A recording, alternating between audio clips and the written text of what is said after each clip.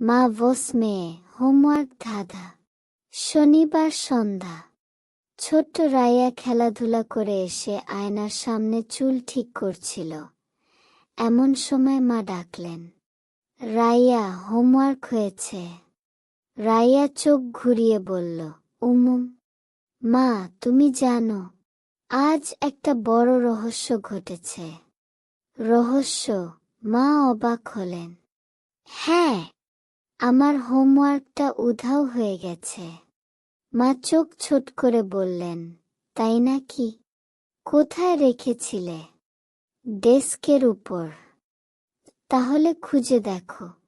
রাইয়া ডেস্কের দিকে তাকিয়ে বলল, উহু, ওখানে তো শুধু বইপত্র, চকোলেটের খালির অ্যাপার আর টেডি বিয়ার আছে। মা হাসি চাপতে চাপতে বললেন, তাহলে এটা নিশ্চিত হোমওয়ার্ক চোর আমাদের বাসায় ঢুকেছে। রাইয়া লাফিয়ে উঠল, সত্যি? আমি তো বলেছি।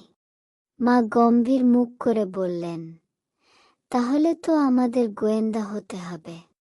মা ও রাইয়া মিলে রহস্য সমাধানের জন্য তল্লাশি শুরু করল।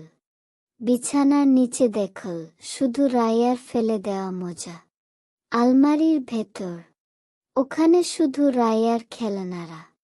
হঠাৎ মা বললেন, রাইয়া, স্কুল ব্যাগটা কি দেখেছ? রাইয়া চোখ বড় বড় করে ব্যাগ খুল। ও মা গো, হোমওয়ার্ক তো এখানেই ছিল। মা হেসে বললেন, মনে হচ্ছে চোর ছিল তোমার আলসেমি।